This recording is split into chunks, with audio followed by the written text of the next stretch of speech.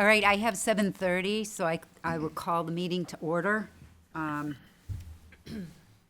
we missing, well, Deb, I believe, will be here shortly, so I'll leave that alone.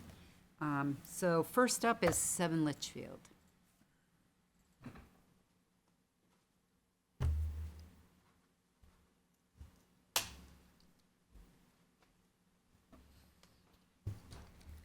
Hello, my name is Jeff Bird. I'm with RJB Engineering. And I don't know if you remember, but I was before this commission in January with this project. And so just to give you a brief overview, the land is on Litchfield Road, a little bit west of Mammoth Road. It's 12.2 acres. And it has 470 feet of frontage on Litchfield Road. And what we're proposing is a 5-lot subdivision for duplexes. So there'd be 10 units total. We're proposing 900 feet of private road, and it's going to be served by public water and sewer, although we're talking more recently about going to wells because we're having issues with Pennachuck. But so when I was here last January, there were some issues with the design. There were more impacts than what you really wanted to see, and I got a little education in what you like to see in Londonderry. So we went back and we redesigned.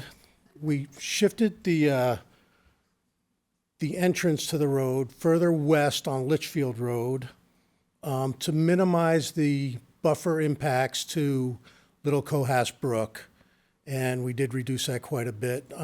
There still is some impacts in that buffer, but the detention basin, it just was trying to minimize the size of it, but it had to make it big enough to handle the drainage that goes through there. So the impacts are going to be the back slope of the detention basin pond. The other changes we made was we moved the units closer to the road to minimize impacts in the backyards. And I think when I was here in January, we talked about, having at least 15 feet. I provided at least 20 feet. And the only house that does have any kind of buffer impact is on Lot 4. Behind there, there's a small impact to get that drainage swale in. But, and the good news is that we went and met with the cemetery committee, and they, turns out that they wanted that land behind Pleasant View Cemetery, and so we're committing to conveying that property to them. That's about 3.9 acres, I think, so quite a bit of land. So, and what we talked about last January is maybe that can be considered as mitigation for some of these buffer impacts and the wetland impacts. So I think we've tried to do everything you've asked. We've tried to improve on the design and just make it a better project. And so I guess I need your review, your comments, your input on the CUP application and for the planning board. And I'll take any questions. You did a good job. Thank you. By moving the entrance road, will you still be able to preserve that spectacular maple tree that's up on the right? I don't think so. No, it's in a little bit like 100 feet into the property. Is that the one you're talking about? It's right on the western border. Because there's one on the road I think we are going to preserve. It's huge. Yeah, but there's one also in about 100 feet that is definitely going to be taken down. But I do recall there being one further west on the road that can be saved. Yeah. I hope so. So is it the case that the only jurisdictional wetland impact is on the utility corridor coming in? Is that correct? That's right. So there's no the other wetland on the west side, I guess. That is only buffer impact. There's two wetland impacts. One is to get the utilities from Mammoth Road to the project, and then from the project to that lot just west of the development was previously subdivided off. Right. And there is going to be a wetland impact to get the sewer and water to that lot. Are both of those utility corridors on easements that already have been granted? Or is that just part of the project? Well, this is on the subject parcel, so it'll go with the subdivision, but, But from the end of the parcel, it goes, it has to get over to Mammoth Road, right? yeah, yes, and that, we do have an easement on that. And From a that abutter. pre-existing easement, What's that? a pre-existing easement? I mean, that's been you had for, No, this developer acquired that easement from that property owner. and this, what about the other one on the west side? And that's, he owns both those parcels. He owns the lot that's already been taken out, and he Okay, owns so the he's granting it to himself. Hmm? He's granting it to himself. Yes. Is there a reason why you wanted to go, I'm talking now about the parcel in the northwest corner.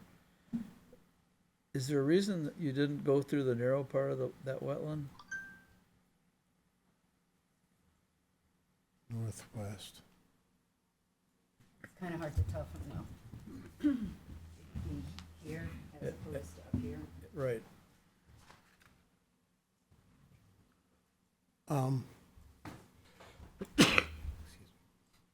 Can you ask that question again? Yeah, if you could, I'm on, you see it, the page number I'm on, I can see it easier. Sheet 7.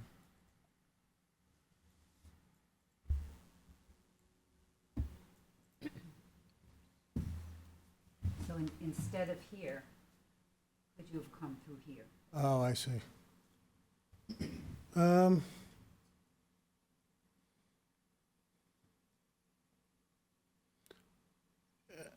It's not as, it wouldn't make for that clean of a layout for the sewer and water extensions. They'd have to go wrap around that duplex on lot, I think that's lot 2. And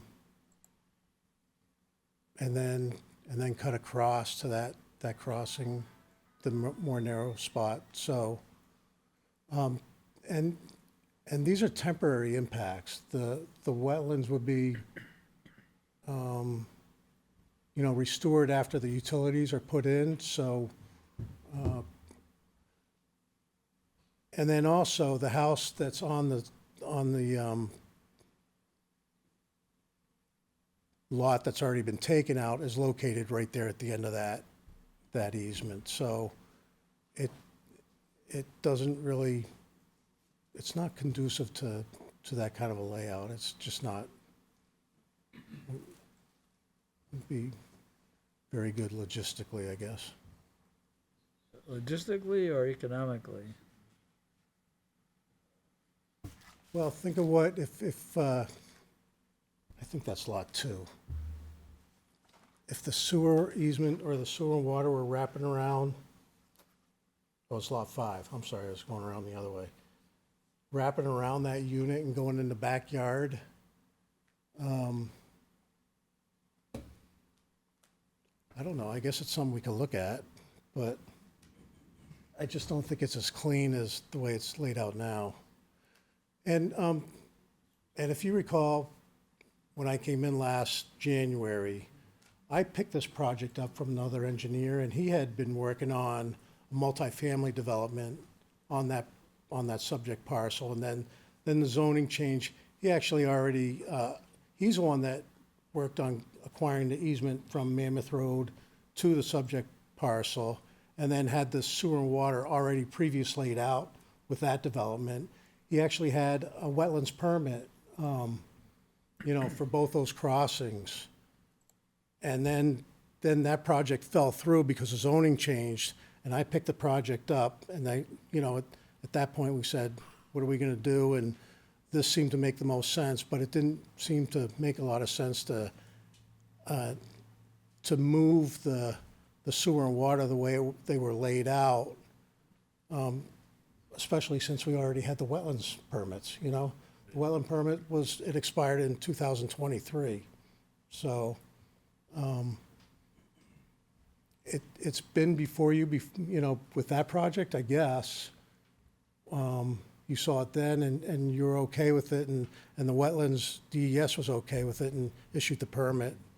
I didn't really give it a lot of thought about moving it, the one that you're talking about, in the location that you're talking about, but, I can look at it again. The application is back into DES. Again, I'm not trying to argue against you, I'm just saying it's a temporary impact, so maybe that, it looks worse than it is, I guess, is what I'm trying to say. And there's no maintenance on those lines, so they'll just naturalize? They won't be cleared out? After you finish the work, according to the notes, I think you're gonna stockpile the vegetation and soil, put the lines in, put it back, right? And then, I guess we wouldn't want trees growing in there, growing up, and the roots getting, it getting overgrown. We would have to have access in case something went wrong with the water right, or with the sewer, but how often does that happen? I would expect there'd be at least a 50-year life before they would even have to go back in there for any reason. so how will you preserve that access? I mean, if you don't do anything, it's a wetland that's gonna come back, right? There's gonna be a homeowners association, and maybe that's something that has to be considered as part of that, that they'd have to at least cut the woody growth that grows in there and just leave it, low shrubs or plants or whatever. I don't recall, is that in this, is there a note on the plan to that effect? Probably not.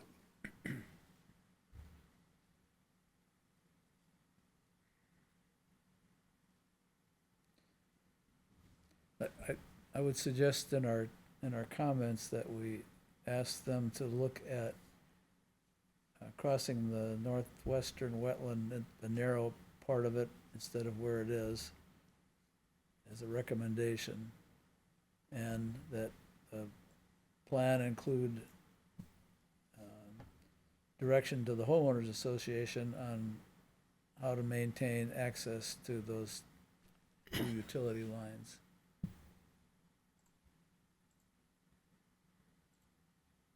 Madam Chair, Yes. I'm not sure I agree with the need to change the work that's been done already, since it was approved by the, just go on the record to say, since it was approved by DES, and it is temporary.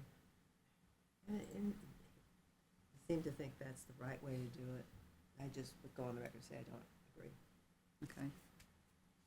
Any other thoughts? I agree with Mike. It's, if you look at it, the homeowners association's only gonna be maintaining it to this point here. All the rest of this is on the individual's home. So, just bringing the pipe down and in, if you look at the other plan that actually shows the house on this lot, it doesn't make it any longer. So, it crosses minimal wetland.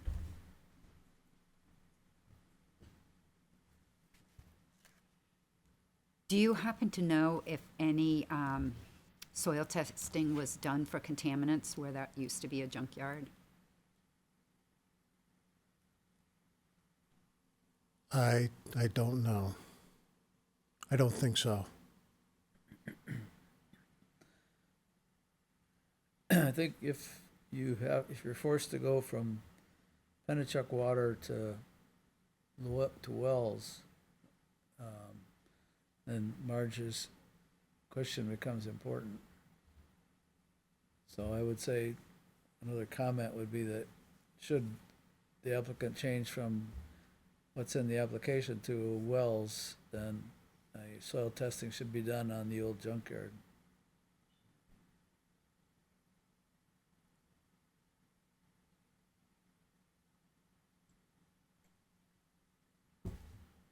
Good? Yeah, we understand the concerns with the PFAS and all that. We wanted to go with Pennachuck. What Pennachuck said is, we'll give you water, but we don't want to go cross-country through the abutter's property. We want you to go down Litchfield Road. And to go down Litchfield Road means crossing underneath the box culvert that passes Little Cohas Brook. And so it would basically quadruple the price of extending the water to the project. And we just said, you know, unless we find some kind of funding, it makes the project not feasible. So, you know, the developer said, we can put the wells in. If we have to put treatment systems in, we can still do that and still be cheaper than extending the water main down Litchfield Road. When do you expect to find out the answer to that question? Whether you're gonna do wells or, I think that is the answer. I've been directed to change the wells. so we're not really worrying about the sewer line anymore? Well, there was some discussion about maybe possible other funding sources. So it could go back again to the extension, and that was, the town manager said that they would be willing to participate in some way because, you know, they'd like to see water extended along all of Litchfield Road. Exactly. You know, it's extending from the west to the east, but it's not coming quite to this project. And it's right there in Litchfield Road. So there's only a short span to connect the two, you know, and the town manager wants that connection made, and so does Pennachuck, but neither one really wants to pay for it, but they'll help us with the funding. But you know, our contribution would still be in excess of what this project could afford. At this point, if some changes, if Pennachuck or the town figures out some way to make the funding more attractive, then I guess we'd do that. Anything else?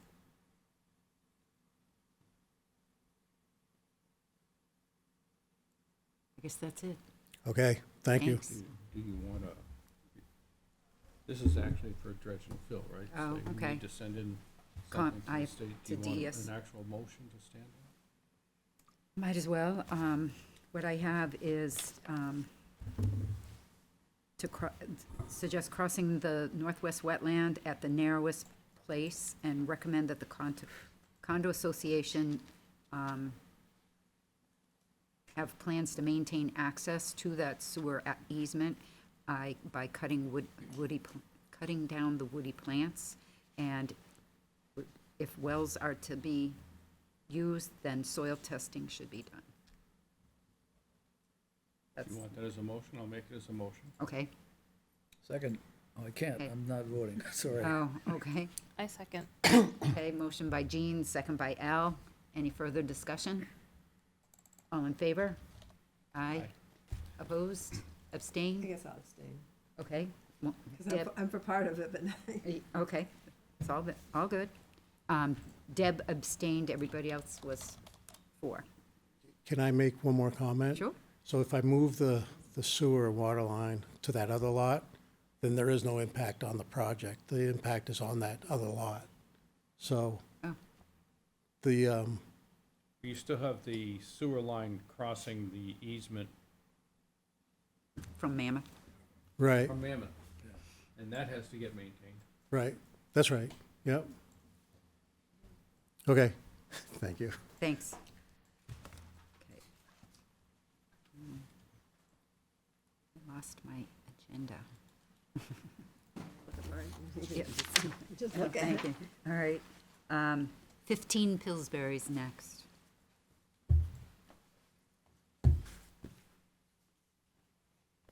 Oh, there it is.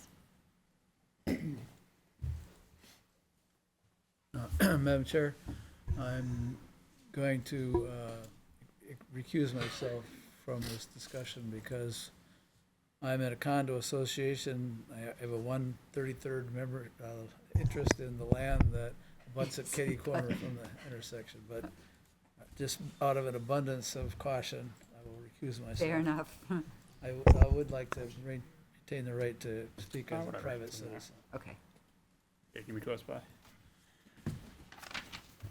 Good afternoon, all. My name is Will Nuccio. I'm here with the Procopio Companies. With me, I have Ben Zoller from VHB. Jay Tinnis is our wetland scientist from VHB as well, and then Laura Gandia from Divine Millimit. So tonight we have two properties. We've been in front of you prior 2 times for 36 Pillsbury, which is the abutting property. But I think, Mike, do you want us to go right through the agenda? I know you had 15 first, so I can talk about 15, then we'll talk about 44 after. Yeah, whatever you want to do. Okay.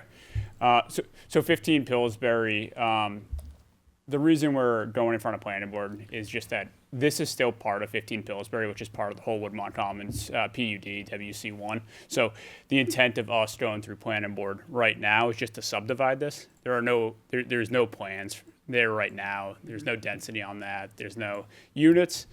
The strict reason we're here for 15 and why we'll be presenting next Wednesday is so 15 can be subdivided from the rest of the PUD in 15 Pillsbury. So, That's an easy one. yep. Whatever the plan is down the road, we'll have to be coming back in front of planning board and back in front of your team. Obviously, Duck Pond is there, but as of right now, it's to be determined what happens there. Any questions on 15? No. Good, okay. 44 Pillsbury. So 44 Pillsbury will be connected in through 36. 44, as you can see, sort of on the right side there, where there'll be 62 houses. There are no wetlands on 44. So that's really it for this piece of it. So even the entrance into it from 36 is all on 36? Yeah, so there's a wetlands that crosses over in 36. That's part of the wetlands permit for 36. Okay. And that was discussed on 36, but all the culvert and the bridge, everything, that is part of the other project. This project itself has no wetlands on it. Okay, so that was already pre-approved to get into this Yep. parcel? Yep. Okay.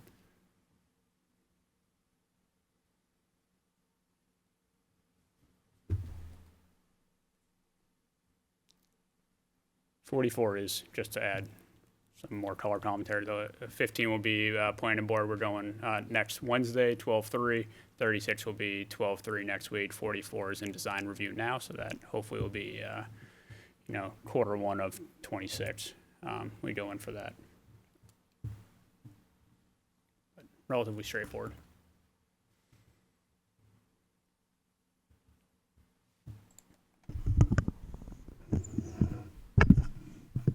Anybody have any comments?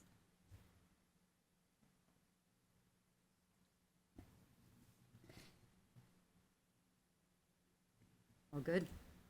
I think we're good. Great. Okay. Thank you. Have a great night. Thanks. Happy Thanksgiving. Happy To Thanksgiving. you as well.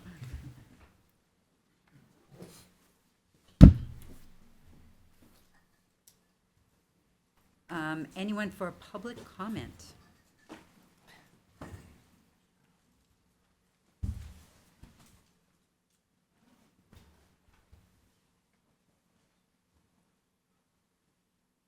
You want me to leave that up, right? No. I don't know if you were coming up. Ray Burson, 3 Gary Drive. I would just like to comment about a couple of things, if I can. Can I comment anything on Litchfield Road? Yeah. Okay. I think some of the things that Mike and others brought up are most appropriate, and particularly the fact that I believe that was previously some kind of a junkyard or something back in the day. That was a long time ago. Certainly, it would be concern of what's in the ground and the fact that I believe it abuts also a cemetery.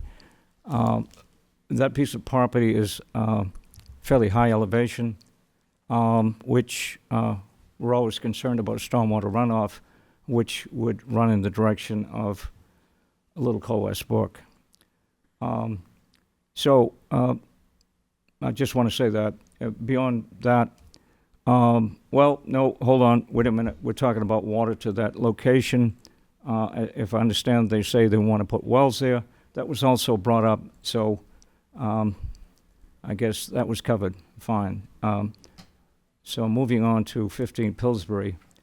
That piece of property has apple orchards on it. It seems though they don't have any particular plans for it this time.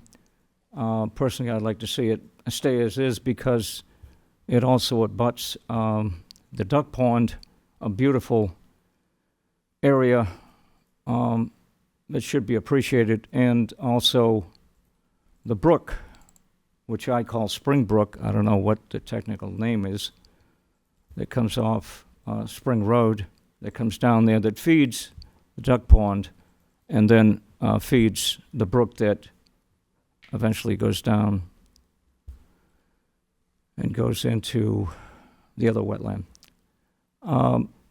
The other thing I just want to say is, personally, I just want to say that I know the neighborhood that is close to where I live, Gary Drive.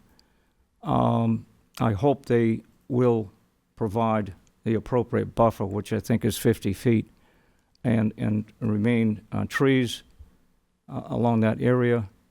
And the only other thing I would say is whether they're going to have more than one access to that. I understand they have access to the other property on 36, but that also abuts on Pillsbury Road. So that would be a proper access, certainly for emergency vehicles. I don't know if that was discussed or not. Well, that would be a planning board issue, and I believe it was discussed. Yeah, good. Okay, that's all I have to say, and thank you for allowing me to speak.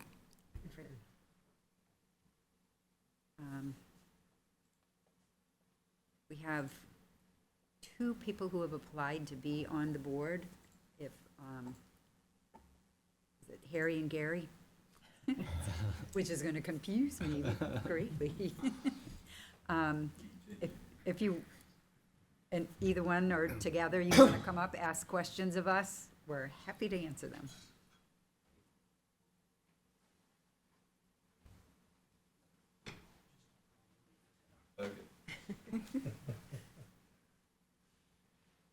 Hello, everyone.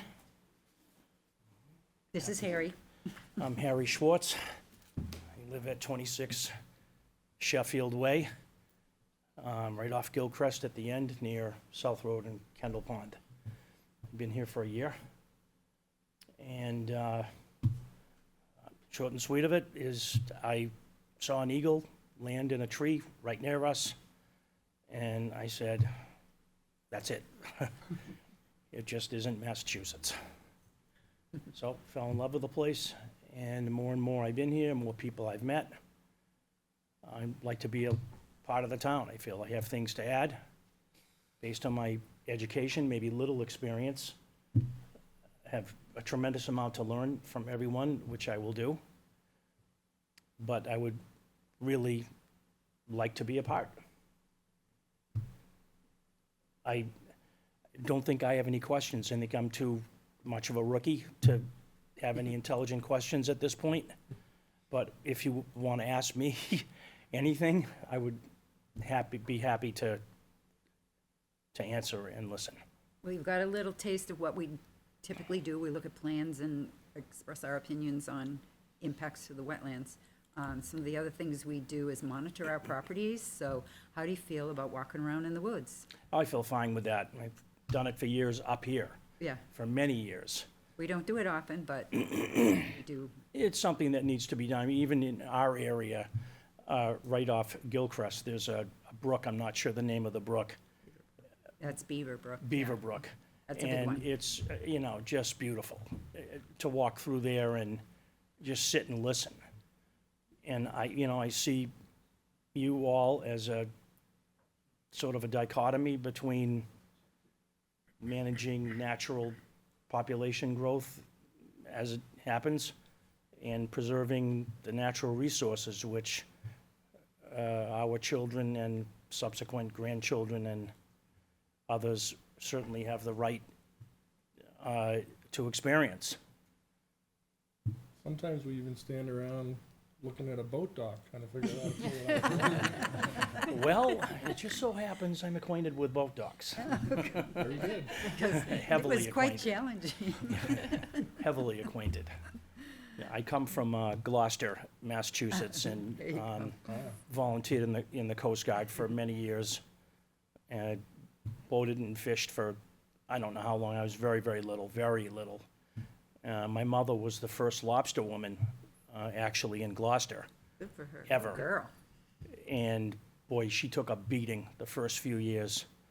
Scared the daylights out of me. The people would try to hit us when I was little, about 8 or so. And, the resources there, I actually got involved when I was very young, working on docking strategies, how to anchor, how to moor, what the damage is to the underlying silt, and so forth. Very, very interesting in the marine environment, not to mention getting pummeled by storms that come up the Annisquam River in and of itself. So, Madam Chair, we may have found someone in charge of the boat dock. We should just send him in next Right? year. Done. We'll Just send stand me on the in, I'll shore, be- just be like, I'll great be- job, you're doing great. I would and be you can happy to just- do that for you. Just go right in. Happy to do that. Absolutely. I'm just looking forward to learning it all. I have so much to learn, and I was standing over there watching the schematic, looking at it, and I couldn't help but feel a little jaded in the sense that I understand they want to build, but I also understand that they're traveling through a preserved wetland that needs to be saved, if I may be so bold to say that. We feel it needs to be saved. And, I get his point, I really do, but contamination of well water isn't a small matter. It's about achieving balance. It is, and that's where I see this. I may be way off, but I see it as a balancing act. Sometimes you win, sometimes you lose, but the greater goal is to preserve what a lot of places don't have. A lot of places. Right. It's terrific for the children to be brought up in environments like me on the ocean. It was my playground. Fish, whales, sharks, everything, for many years. And it's the same thing here. So, it's just they're in the air or on the ground. Great. Well, thank you for coming. Well, thank you for hearing me. I really appreciate it. Thank you. Thank you.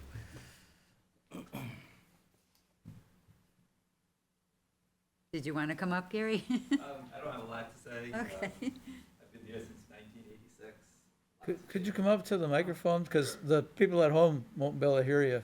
Oh, I want them to hear. There's thousands out there watching. No I've doubt. been here since 1986. Lots and lots of changes have occurred. I'm a big lover of the outdoors, and I feel. I know there's that balance, growth of the town versus keeping some of the character of the town, which is why people came here in the first place. And I know we can't just put brakes on it, but I'd like to have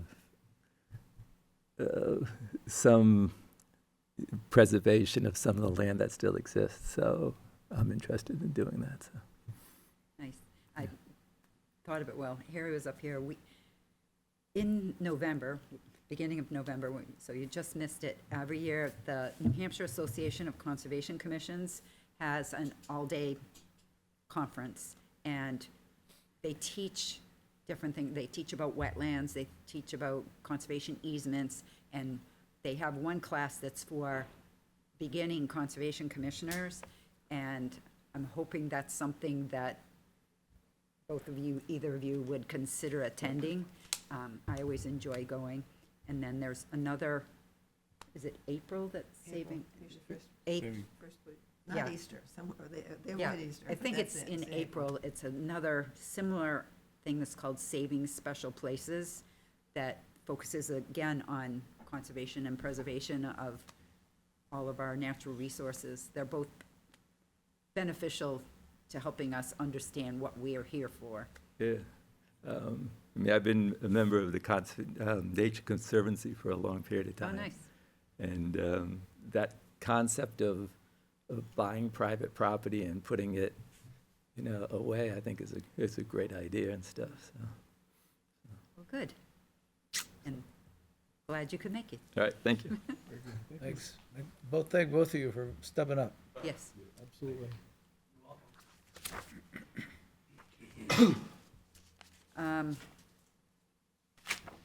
Old business, anyone? I don't really Well, have. I don't know if what I have is old business, but I've done a little archaeological work, which includes a computer that I haven't used for a while, and I managed to resurrect 3 files, which gave me all of the information you've been wanting to know about land use change tax.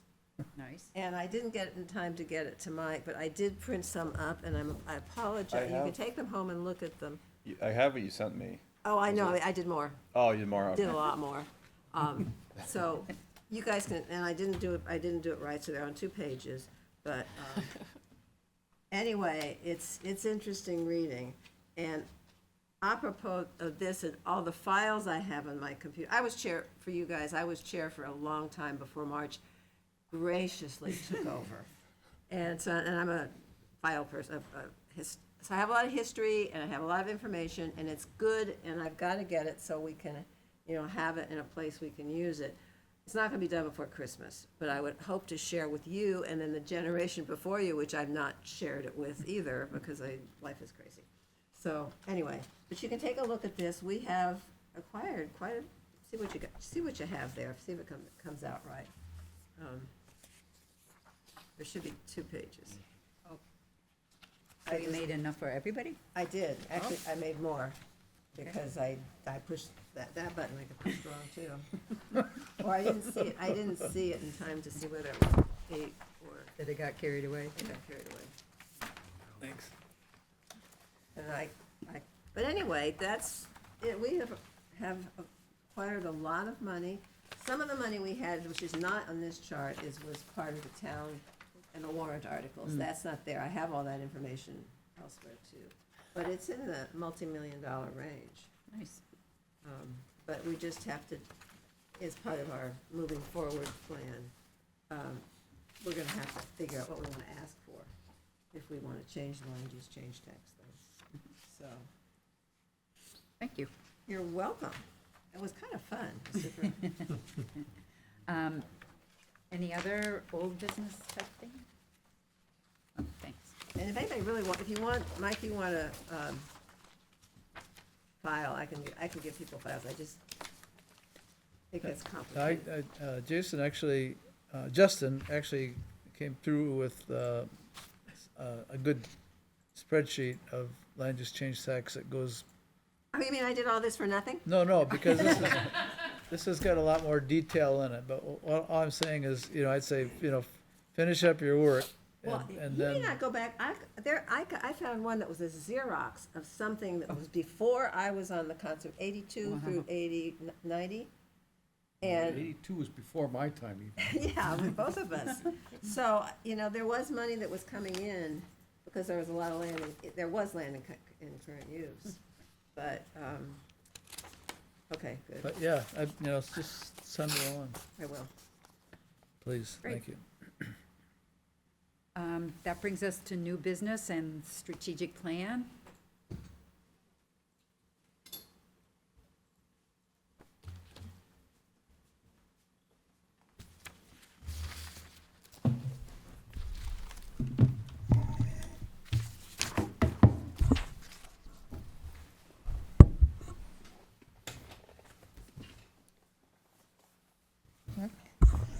Good evening, everyone. For those who might not know me, my name is Kirsten Hildeton. I am the Administrative Services Director here, and I'm sure by this point you all know our town manager, Sean Mulholland. And so we have come here before you today, and I know that you have discussed this at prior meetings, right? The idea of the strategic plan. So in Sean's previous community, he had the only strategic plan, municipal strategic plan, in all of New Hampshire. And there's a lot of benefits to a strategic plan. Strategic plan helps drive the budget. It helps get everybody pulling the cart in the same direction, and it helps get buy-in from the community, knowing that the actions that we're taking as a government are designed to address the priorities of the citizens and the residents in town. So the strategic plan is also part of a shift in budgeting, and I'll let Sean talk a little bit more about that because he does it better than I do. Strategic plan is a little bit different than a master plan. Master plan is the long-term vision, the big ideas for a long period of time where the town wants to get to. And as most of you probably know, we're also redoing the master plan right now. The strategic plan is connected to the master plan in that the strategic objectives should reflect the priorities of the master plan, but it's designed to be done over a much shorter period of time. So when we're talking about a strategic plan now, we're talking about a strategic plan for fiscal year 27. So from July 1st, 2026 through June 30th, 2027. And everything we put on the strategic plan is a goal that we want to accomplish during that calendar year with a look towards the next 2 years after that. So this is not a wish list. This is a to-do list, basically. This is a what we want to be, where we want to be at the end of that year. Does that make sense, the difference between those two? Awesome. Okay. And so what we're doing is we're going to all the departments, all the boards and commissions and committees, and also we're going to go to the general public as well. And we want to know what objectives you think the town should accomplish during that time. And then we're going to take all those objectives, organize them into different functional areas, and craft a plan that will be presented to the town council in the spring. Looking to do 2 public hearings on it in April and hopefully get it approved in May. So that's the timeline that we're working on. Any questions so far? Awesome. So what makes up an objective in the strategic plan? The way I like to think of an objective, it's what we really want to brag about. What makes us awesome? What do we want to say about our town? One that we use a lot is we want to meet national fire protection standards for response times to calls 90% of the time. That's something you can brag about, right? That's something that makes our community awesome. So that's the big objective. Some of the objectives are ones that would be completed in 1 year, but some of them are multi-year things that'll take a little while to get there. That's where the action items come in. The action items, that's your checklist. That's the things that you're going to have the checkbox next to. Oops. Sorry, while gesticulating, it's late. Checkboxes next to at the end of the year. And then you have your KPIs, which are your key performance indicators. That's the data that's going to tell us we met those, we achieved those action items and met those objectives. So those are the 3 parts there. Before we get talking about your ideas, I'm going to turn over to Sean for anything I missed. Yeah, so the key part is a lot of the things that you have are long-term items, right? But what are we going to do in the next year to get there? Usually conservation commissions would have quite a few items, quite frankly, in a strategic plan. And the implementation of the master plan really should be through the strategic plan. If it doesn't get measured, it doesn't get done, right? If nobody's focusing on it, no one's actually doing things.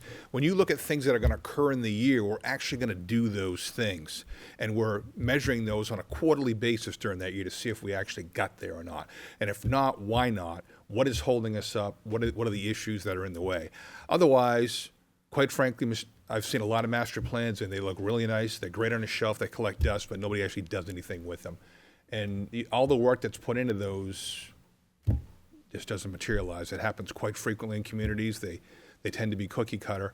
We're not hiring a consultant to do this. We're doing this ourselves because it's a lived experience. We're part of it. When I say we, I'm talking about you, staff, and our citizens in the community. We're the ones that are doing, we're putting it together, and it actually means something for us. If people look at a strategic plan, it's nice on a shelf, it won't do anything.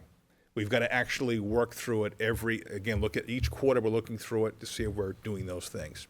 Strategic budgeting. We have what I call incremental budgeting, which is sort of a thing of the past. That's what Londonderry does. A lot of communities in New Hampshire do that. But across the country, they are doing strategic budgeting or priority-based budgeting as it's now, that's the flash word these days. It's really strategic budgeting. You have your strategies, your goals and objectives, and your money is actually put towards those things. Because the budget is probably the most important public document that's created by the town council and approved by the voters every year. Because when the money is spent, those are the things that tend to get done. And that's where the focus is. So what I'm trying to do is to allow all these boards and committees and town staff and our citizens to really focus on what those priority items are. The council will actually vote on what they are, and they'll tell us, when I say us staff and everybody else who's involved, to go get those things done. And then we're going to look back 12 months later, where are we with those? Why didn't we make the marks? Why are we behind? What else do we need to do? And you do that every year, that process. 2 workshops in April of every year, which kicks off the budget process, and then approval of the strategic plan usually in May, and then the guidance for the budget goes out much earlier than what it traditionally does around here. But next year, it's going to go out much earlier, so we can really focus on spending our money or proposing money to be spent on those things we actually want to get done. So while we're in front of you for these, the benefit of talking to our residents is I'm sure you have a lot of different things in this town that you're passionate and that you care about. When we're in front of the boards, we're asking you to kind of maintain your board perspective, but we welcome and invite your feedback on any other objective you think for the town, either via email or at a public information session. So when we're talking to you here, if we can kind of keep it focused on conservation, that would be awesome. It's important though, Yeah. I don't, we want you all live here, and you are pretty valuable people because you've already volunteered, so you know a lot more about the town than there's 27,000 plus people who live here. So all the other things that are not necessarily related to the Conservation Commission, we are definitely interested in hearing from you about those. I'm sure you have opinions, most of us do, right, on all kinds of different things. So don't forget that, because I have a group that I have some degree of focus and attention on, that being the folks that sit in these chairs on a normal basis. Really helpful. That's a rich source of information for us, and we want to be able to mine that to the extent we can get it from you. To give you an example, I actually have one based on kind of like what a Conservation Commission objective action items and KPIs might be. So it could be, an objective could be increased public awareness of conservation land use rules. Okay, you could have What was that last thing you said? conservation land use rules. Rules. So everybody's favorite hot topic, where you're allowed to shoot in the Musquash and where you're not. So an action item for that could be develop and publish an updated brochure. Another action item could be host 2 public workshops on conservation land. And key performance indicators to see if you really achieved it could be brochure distributed to 500 households, workshop attendance of 40 or more residents. So that would be an example of one. That probably is not one of yours, but that's just an example of how they relate to each other. So I will turn the conversation back over to you for ideas that you've come up with, ideas you've submitted to Mike in advance, and where you're thinking. And this doesn't have to be a final conversation. We don't need to walk out of here today with like clearly defined objectives and action items. This is going to be a process from now through April. So this probably isn't the last time you'll see me and Sean. Did you get copies of what we have come up with? I haven't seen it yet, but do you have that in the file? Can you pull that up? For the benefit of the commission, I added one more goal that you haven't seen yet, from our last conversation on this. So it's at the bottom, so we'll get to it.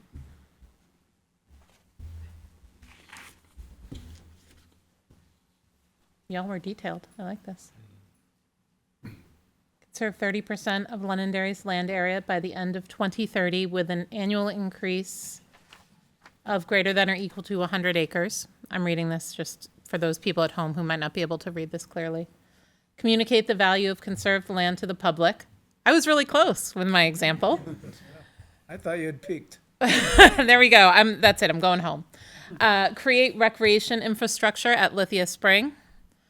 Find the sources of surface water impairments. That's the new one. And that's the new one. Okay, awesome. And then you have action items linked to that too. Oh, there's a couple more that I added that I sent to everybody, but I guess they didn't get to you. Which I can, So have you all seen all of these so far, or were these sent to Mar? Okay, so you're all on board with these. I had a quick question for you. It sounded Yeah. like you had I want to say a template or maybe guidance. this one? Could you send that to us? The guy, yeah, I can send you the letter I sent out, but this is literally the exact worksheet that I Oh, great. sent out. Just was slightly. It says goals, activities, and performance indicators. The one I had made says objective, action items, KPIs. It's the same exact thing. Mike, did you make this? Yeah. Yeah, I figured. Boy, it looks so much like the utility committee. Looks so much like the utilities committee one. Okay, so for this one, let's see.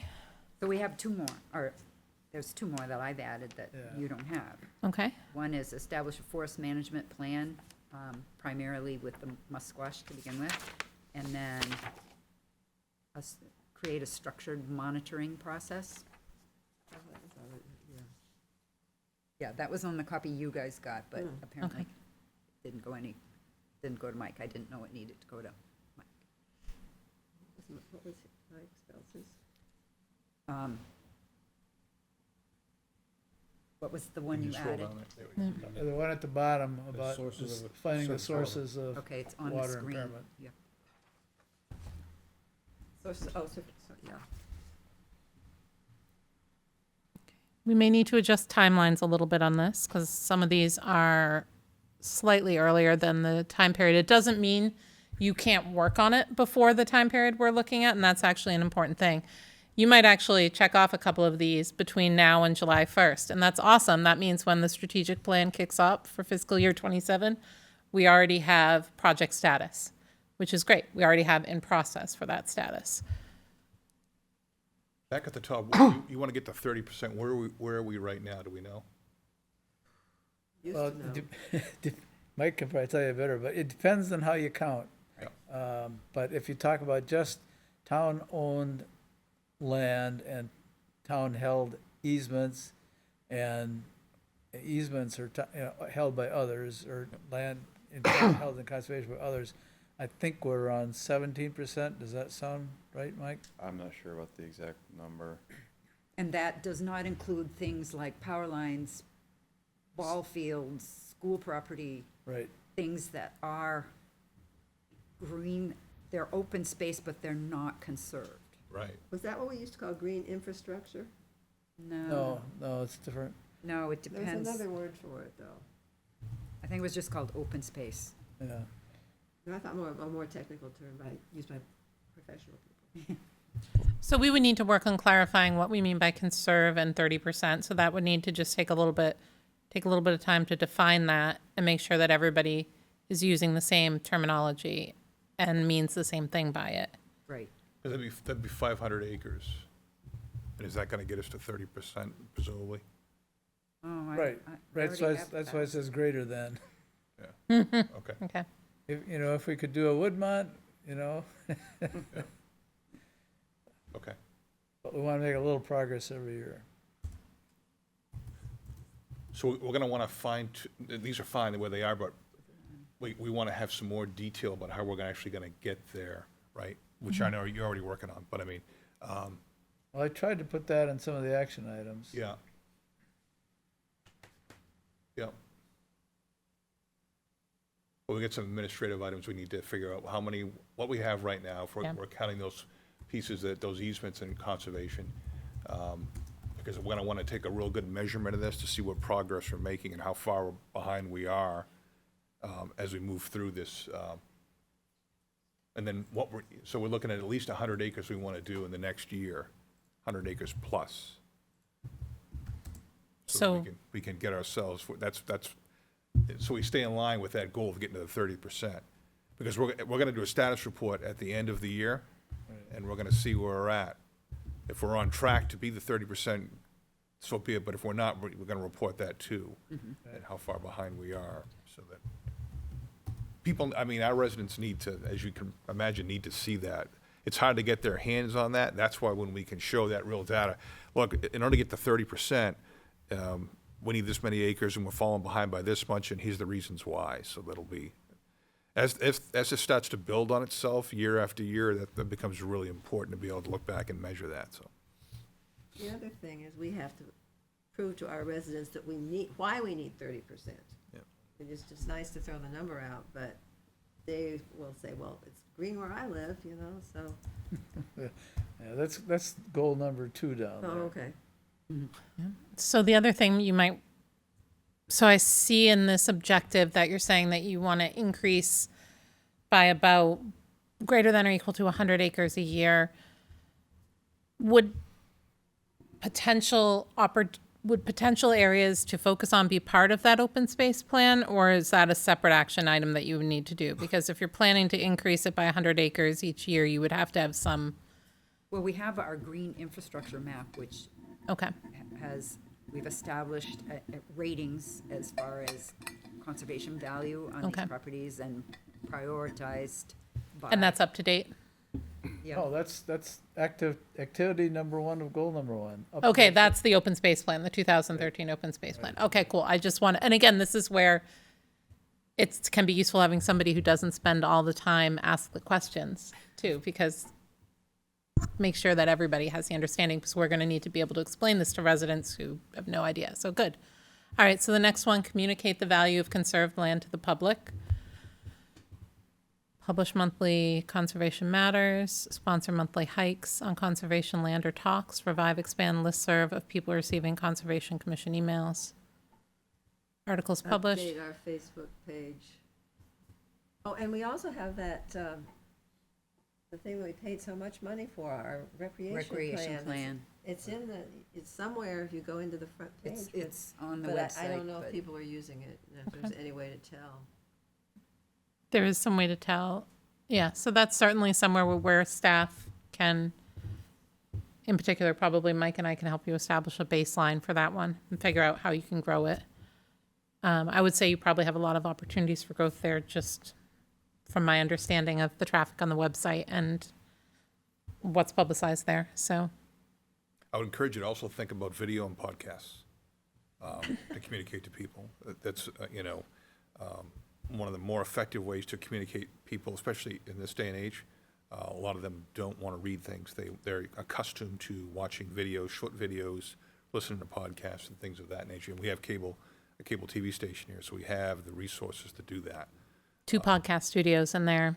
And we also have the ability to do different types of video that don't necessarily have to feature you.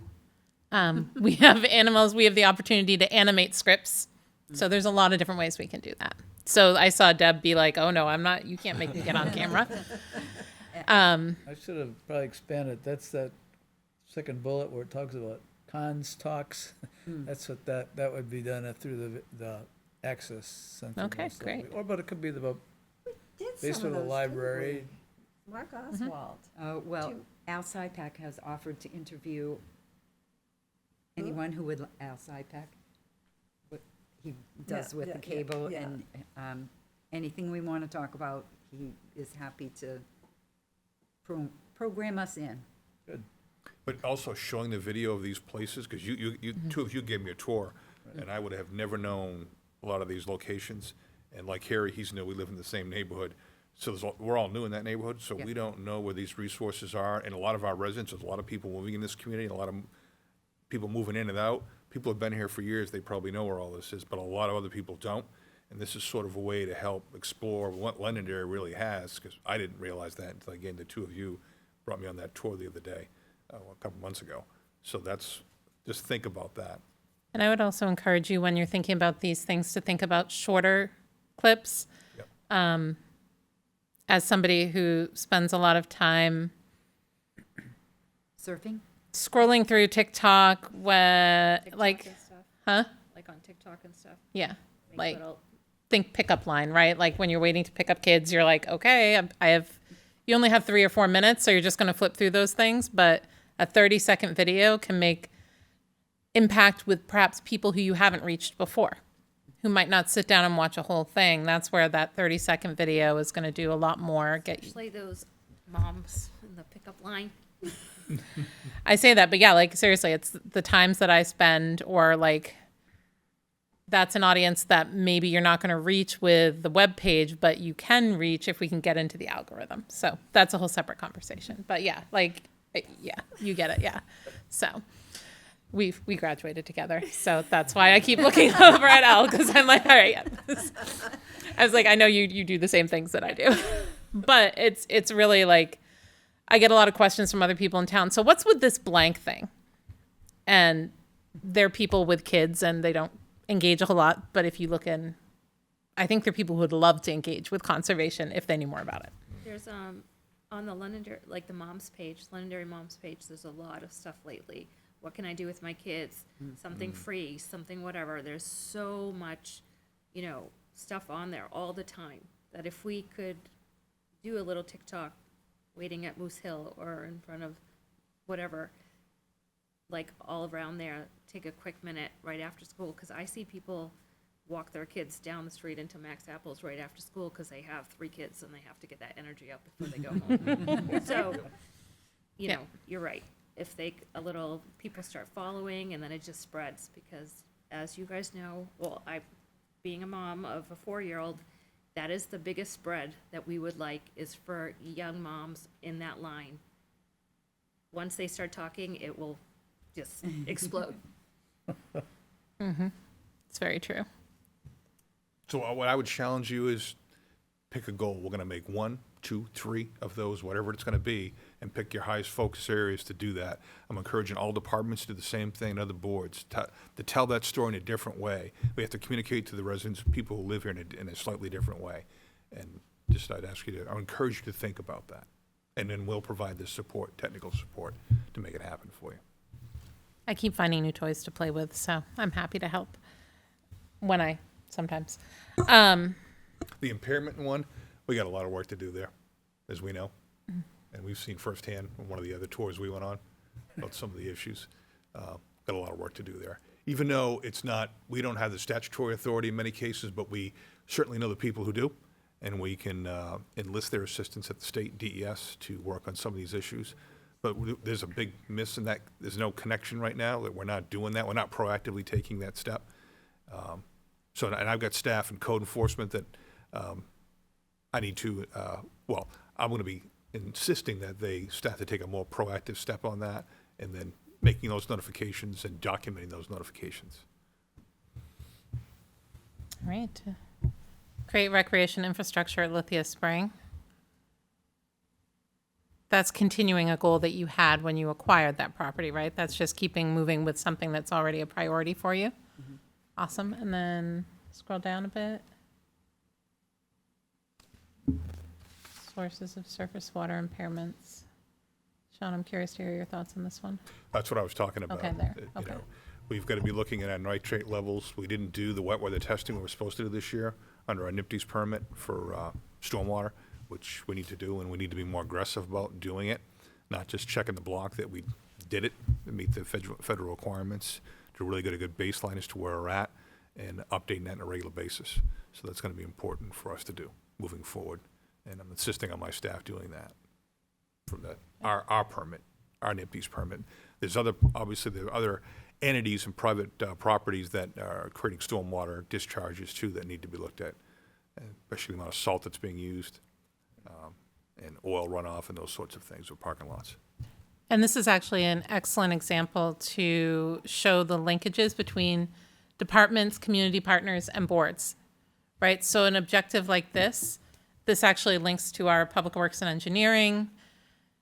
It links to a number of different groups that we would be working with across the community. So when we present this plan, there's going to be stakeholders listed, basically the people who are responsible for helping us achieve these objectives. And so this is an example why we're not separating it by like, these are the Conservation Commission ones, because we had this same exact conversation with engineering. So it's good to do this. And then Marge, can you repeat your two again? Okay, first one was establish a forest management plan, beginning with Musquash.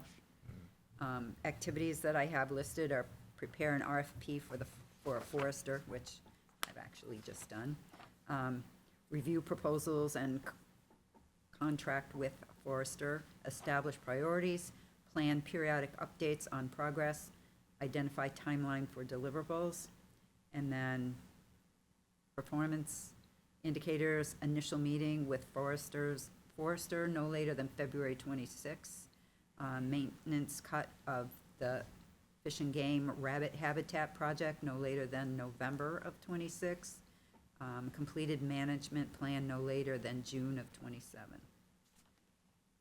And then, And I would like to insert that that's really a top priority, because we have a responsibility that dates way back to when we first purchased that, to have a management plan, and we've had a forester, and I think he just got more work than he could handle, and we have not been able to get him to do anything. But I personally would push that.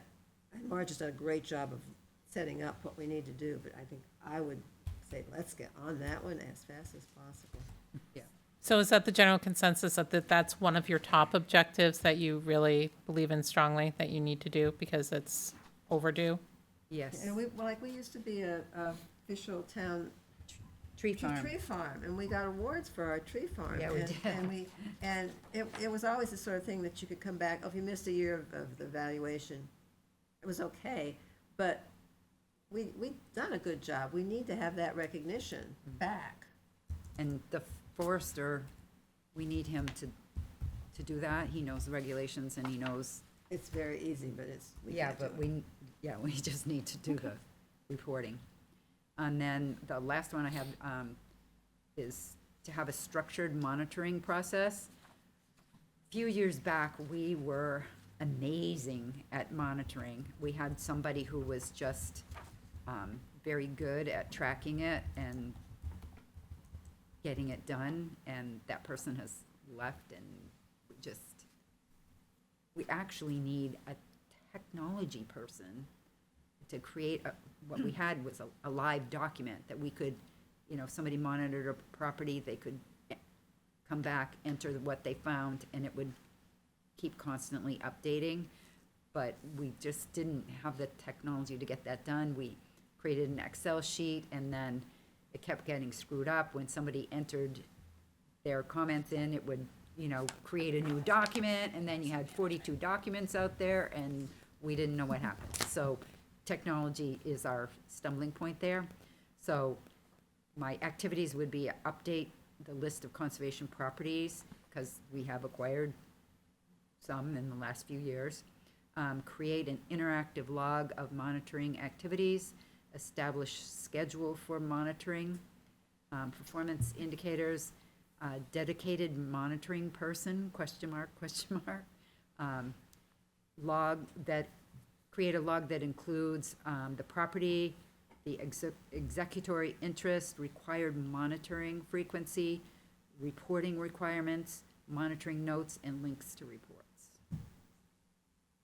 So the reason that we're smiling and laughing a little bit over here is that one of the things that we've just done is we've started the process of building out our OpenGov asset management software. And you remember the conversation we had about conservation lands in there? Yeah. We now have the tools where we can do that, and we can build that out, and it tracks maintenance history on physical assets, but also parks, recreation, and we talked about building out a conservation land delineation within parks, right? Like That's what I thought, yeah. separate, yeah. So we actually already addressed the idea of conservation land and including trails as an asset type within there. So we can certainly, the lovely thing about OpenGov is that once we have it, we can continue to build in it.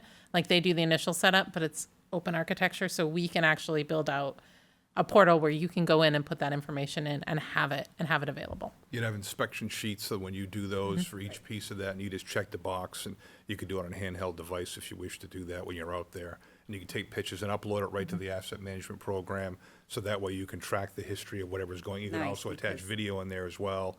Now, There's a when we monitor a property, and for the last 3 years, we found the same encroachment, and Yeah. nothing has been done, we need to know that it's been 3 years and nothing has been done. We can put it on your phone. You can put it on your phone, and it's not much harder than making a Facebook post. And it's GIS also, so wherever you hit that button is where the location. If you're walking in the Musquatch and you're not exactly sure, you probably know where you are, but it shows exactly what you've identified in that particular spot. It's probably about 5 meters is about the width. It's not completely accurate, right? But it's pretty close to being accurate. And it allows that to put that right in that system because it's built on a GIS system, so. So that is something that we hadn't really thought about until we had the conversation last week in our validation workshop, which is basically our build out workshop with the Open Gov staff. And so it came up, and so yeah, that's going to be something in there. So I may be looking to chat with you guys sometime in the next, couple of you in the next month or so about getting that in there. So We were doing that with trees. We have a tree advisory committee up in Lebanon, and what they were doing is all the tree plantings. They were doing a lot of urban trees, so the volunteers were actually allowed to access the system. So they would go out there with, staying where the tree is going to be with their phone, and that marks the spot, again, within 5 meters. It's pretty close. So we knew what type of tree, the species of the tree, when it was planted, and all the information on it. And then the inspections are done on the tree, believe it or not, on an annual basis to see make sure it's still doing okay, if it needs to be trimmed or whatever. So it's the same kind of concept that you're going to have in the conservation lands. And we're already building that out. It's under contract, and they've already accomplished a number of those steps that are in there. It's for our road system. It's all of our buildings, all of our assets, and those are considered assets. Conservation land, trails, and all that. so yeah, that's The going dock to be. that you have. The dock will be on there. We did in fact mention Yeah. our singular boat ramp in the call. We did.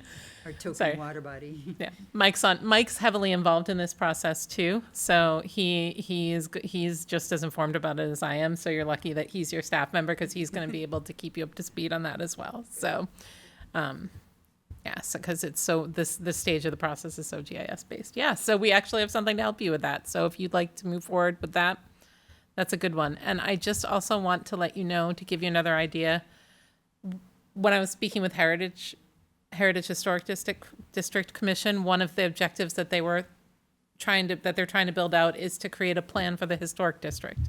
So your idea to create a plan for a forest management plan for the Musquash is kind of exactly in line with how these other boards and commissions and departments are thinking. You know, one of the things from our office is to create not only the strategic plan, but a strategic communication plan. So this kind of planning is also a through line across the board. So you guys are all kind of thinking the same way, and not just because Mike's on half the boards in the town. So just be thinking about, because the tree advisory board actually made the inspection sheet that we built into the system. So you folks think about what you want. Whoever's going to be doing that inspection, what you expect them to do, and there's drop-down menus and things like that. They can provide you guidance if you have a bunch of volunteers that are doing the work, that are new to it. It's like, oh, okay, these are the things we ask for, and these are the things we look at. And if the drop-down menu would be different types of trees, and would actually show you a picture of the leaf. So if you weren't sure what type of tree it was, you could identify it. So all that data was put in their GIS system and their fixed asset management system to make it easier for a large number of volunteers to participate. So just think about that. There you I go. remember the days when we said, wouldn't it be cool if we had something we could carry around and identify things? 20 years ago, not Right. that long ago. And I'm amazed. Yeah. So yeah, it's a lot of work, but it's a lot of fun. All right. So I think, from my perspective, you guys have a great start. So what's our next step?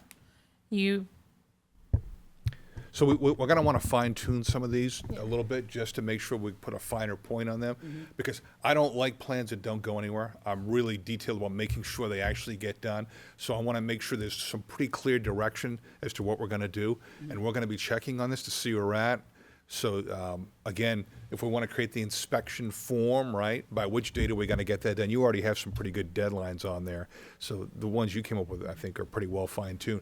But some of these other ones, finding the source of water impairments, and you've got some things that are listed on there, but we're going to want to fine-tune that just a little bit more. We can help you do some of that.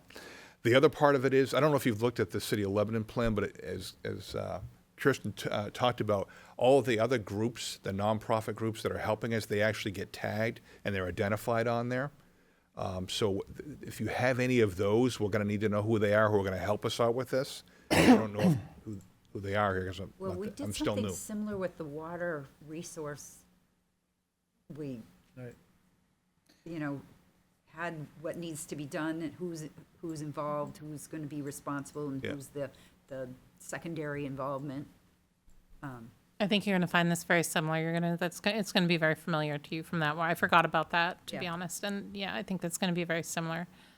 So basically, I'm going to spend most of December assembling, comparing, logging, trying to get all the data that we've collected and all the objectives and that we've had from people, pulling them together, and then kind of pushing them back out to be refined. So that's kind of where we're at. And just make sure the master plan items we put in here too, that we want to work, the parts of that we want to work on in the next year. If this doesn't cover all of those, we want to make sure we do cover all of those. Because there'll be a direct linkage in the strategic plan right to the master plan. I mean, literally a link that you click on that brings you right to that. Deb? I just, this is a very ambitious list, and I want us to be careful and not, so that we can be successful, not try to eat too much of the pie. Absolutely. And that's part of the next step for us. So we're going to go through and we're going to look at all of the objectives that have come in, see which ones overlap between departments and boards. We're going to look at the task load. We're going to look at what realistically works, with Sean's concept of time and budget and what has to get done that maybe is not on anybody's objective list, because there's things that really have to get done at the town level. And then we'll come back and we'll say, hey, if these maybe, if you had to prioritize two that you really think you can accomplish, which would you want to do next year? Or you can also, like with your first one, right? You put in a 5-year goal in there. But you know that if you conserve 100 acres, you're on your way to that goal, right? So we can also think about which of these are going to be longer term, and maybe the objective is a lot bigger, but the objective we're putting in this plan is a little bit smaller. So that's something that we can think about as we refine them and we look at the overlaps. So, but we need to now, what we need to do is we need to look at everything that people have given us and try and figure out those functional areas. Lebanon had 10. We might have 6, we might have 12. I'm hoping it's not 12. But, we're going to start seeing where those overlaps are and where those interactions are. Because, for example, if 3 boards want to do different videos, right? 3 boards have a real keen interest in doing videos. Well, I think that seems like an excellent working group where people can help each other out, right? So those are those connectivities we're going to try and identify. Nice. Anybody have anything else for us? We just want to talk about the. Oh, the charge. Thank you. Yep. Mike, could you please open up the Chapter 10 document that I dropped in there? Awesome. And I'm going to ask you to scroll down till you see Conservation Commission. So the other thing we're working on in January, perfect right there, because we don't have enough to do, is that we are working on every 10 years, you're supposed to recodify your town, your municipal code, your ordinances. So we're doing that next year. And one of the ones we're starting with is the administrative code, which has 2 main components. The town administration organization, which we're not talking about today, but boards, committees, and commissions, which we are talking about today.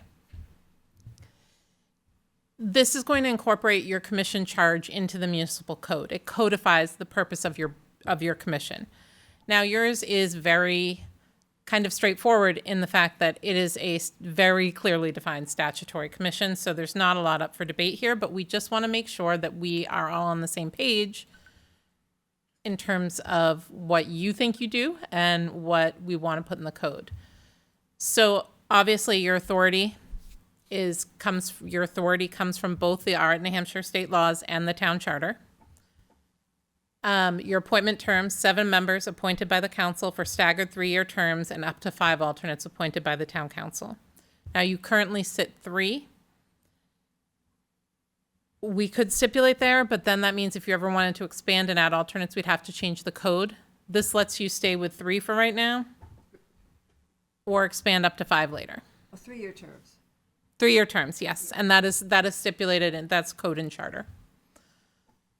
So your duties and responsibilities: protect and enhance the town's natural resources and conservation lands, advise the planning board and town council on land use and environmental matters, manage conservation properties and conservation easements, including monitoring and stewardship activities, promote environmental education and engage the community in conservation efforts, review development proposals for potential impacts on wetlands, wildlife, and natural areas.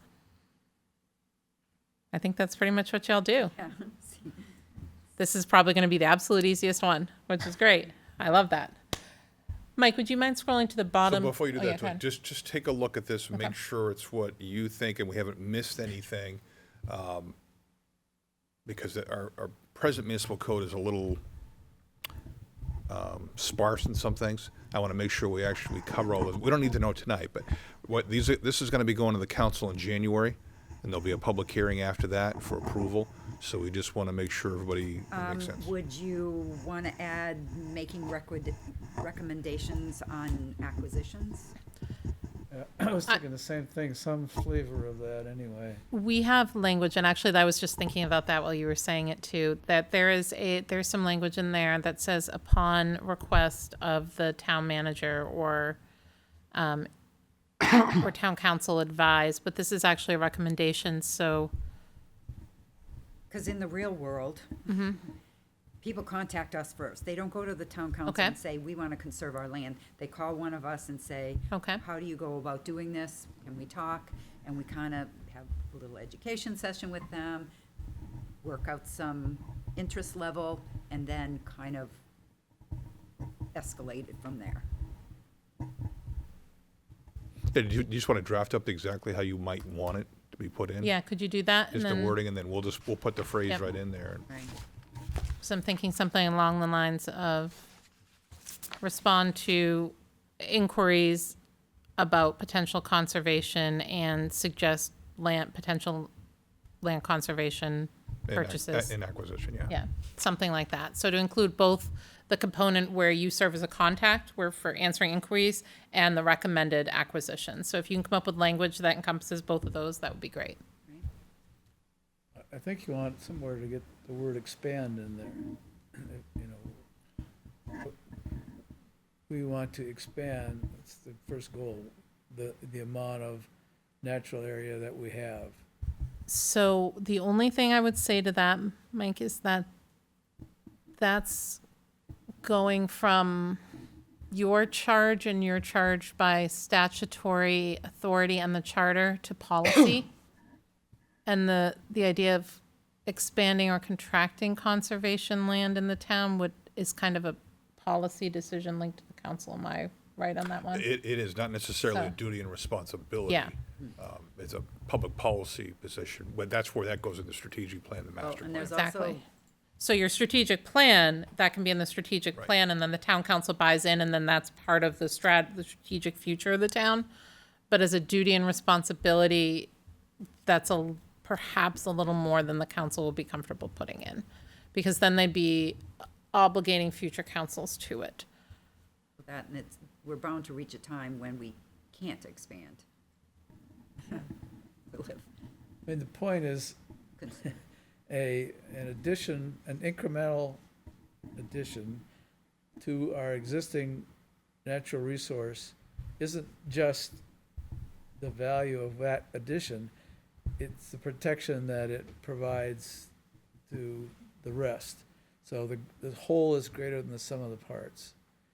I don't know how you want to get that idea across, but that task that we have of protecting and enhancing natural resources, one of the ways we can do that is by adding to existing conservation land. Yes, and thank you for bringing that up, because that's an excellent point there.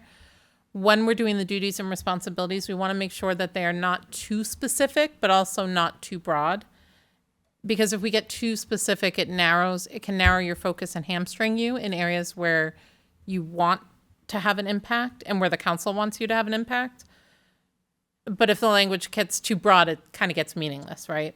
So enhance Actually, that first bullet maybe captures what I was talking about. Exactly. That's what I was saying. So like right now, Enhance might be acquiring more. Later on, Enhance might be really focusing on improving recreation opportunities. So it really lets you have the flexibility over the course of the board's existence to make the impact that they want at the time that it's most relevant.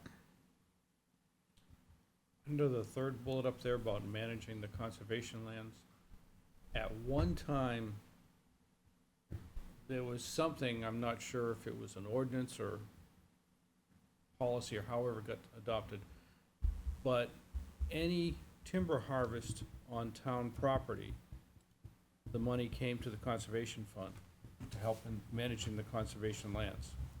That included even the, when they expanded the gas line in back of the schools, and they had to cut the trees down for that. All the funds from that timber harvest came into our conservation fund. I don't know if that is still policy, if it is still something written up there that we would get it, but, I found that document. I was treasure hunting last week and found that document in my folders. It's certainly, yeah. anytime a tree was being cut on town property, if there was money generated from that, it went into the conservation fund. Marge, if you want to send me what you found on that, I can certainly dig into that. The I don't have an answer for you for that tonight, but I can certainly look into it for you. The whole bit about the timber tax, too. That goes to the state. We don't get that. No, but there was a period of time, maybe 20 years ago, we were getting some of it. And that's where that, you don't remember that? Yeah, we did get timber tax. It's called the yield tax. And Yeah. it stayed in the town? Yeah. Yeah, the yield tax stays in the town. Yeah. Oh, okay, so it was, I some thought of it was coming to us at one point, because we did not have, when I first got on the commission, we did not have any sources, huge sources of income. And then that changed. I'm thinking that 15,000 you show on your little chart here from '83, Yeah, I wonder if that's the original cut from Kendall Pond, I don't. because that was in '82. Was it- Yeah, could be. Because we were doing a timber cut on something, and we were exploring the possibility of waiving the timber tax. And I was told we couldn't because it was a state tax, It not a is. town tax. It is a state tax, but we receive the yield tax that comes to the town, not to the Conservation Commission, but to the town. If you look on our revenue sheet that we just set the tax rate, it's X amount, I don't know what the It amount goes was. to the assessor. Well, it goes to the general fund of the town, right, so it's, when it's collected. There was an agreement that it would go to the, and I'm telling, this is a long time ago. It Yeah. hasn't- It's just, since we started having our own other funding sources, it's kind of disappeared. Yeah, it'd be interesting to see if it's a code provision, or was it a resolution at the time, or what it was. We'll take a look at that. Thank you. There is a Warren article that was passed that gives Conservation Commission management of all forested town-owned land. And I don't know if that was the same one, or if that logic is that if you're managing it, then you get the revenue from it. But that was a town meeting Warren article, The one I'm thinking of is, different. I don't know if it was actually a result of that ordinance, but I do remember when they widened the gas line in back of the schools. Right. And all of a sudden, we got all the money from that timber sale. There was another one up closer where you live, Marge, that we got some of it. Maybe that was the one where there was a miscalculation. Oh, yeah. Was that prior to 1996 when you adopted a charter, or was it after? Do you know? Because your charter changed a lot of things that may have been approved by town meeting, and now they're in the jurisdiction of the council. I do not remember when it was, but it was decades ago at A least. while back. Well, that's a good December research project. So I'll see what I can find on that. I do enjoy spending time flipping through those books in the vault, so it's good. All right, anything else on these duties and responsibilities? If you think of anything else, by all means, please share them. The first reading as of right now, barring any major changes to the council's upcoming council meeting schedule, is scheduled for January 19th. And then the public hearing on this would be February 2nd. So just look at the preamble at the beginning and the end of this too, because all those apply to every board and committee, just to make sure those resonate and make sense to you. And I can send this out to you for you to look at it too. There's nothing really, nothing is different in the end part.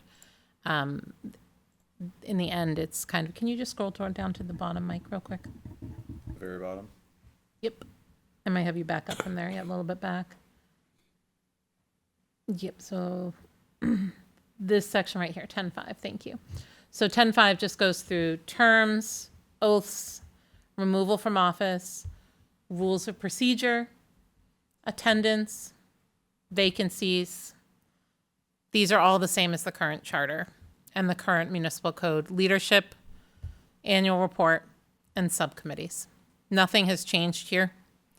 That doesn't mean nothing needs to change though, so take a look at it, because this thing probably hasn't updated in 30 years. I don't know, it's been a long time, so just take a look and make sure, if you have some other ideas about what should be included that's not there, please let us know. One thing with practice with us has been, with the agreement of the chair, the three meeting absence is not, doesn't necessarily kick you off the Conservation Commission if you have an agreement with if there's a reason. And that's in there too. And Is it, well, I just didn't. see it. yeah, we I scrolled kind of saw it. fast. It says May. May. Okay, oh, okay. Now I will say that three meeting removal or 4 meeting removal is It's questionable at at best. best. So whether we when could you're actually do it. When you're appointed, you know, to remove someone is a very high bar. And there's actually a Conservation Commission case in the town of Raymond over this Really? several years ago, where they removed a conservation member and the court put that person back on. It's a very high bar. Not almost as high as an elected official, but you've got to do some malfeasance or something of that nature, gross negligence to be removed. It's a pretty significant bar to do that. So a lot of these provisions in there, there's questionable legality of it, because that's a charter provision. So we're replicating it in here because I don't have any other choice. But there's a lot of pieces in there that are certainly very questionable, especially in light of some Supreme Court decisions on that. And it's I don't know if you followed earlier when we were talking about the charter amendments that we're putting on the ballot this year. We're looking to put charter amendments for to remove the old transition provisions and to reorganize the taxonomy in a modern way. Our charter was really created back in 1996 under like guidance from the late 80s. So even when it was created in 1996, the form and the content was outdated by municipal standards, but that had been the last guidance that had come out. So now we're really trying to work on it with the most recent guidance that has come out on charters and reorganize. And so the first step is to get rid of the old stuff and reorganize it, but our town manager's goal is to put forward a couple of those modernizing charter amendments each year in order to not overwhelm citizens with what they have to get caught up with. In order to be able to clearly describe them. So that's one of the things that'll be coming up in the future, is to make sure that we're legally compliant with our charter. So in the meantime, if you don't want to dismiss somebody for 3 meetings, I think you're on good standing. And if you consider doing that, we should have a long talk before you try. You know where to find me.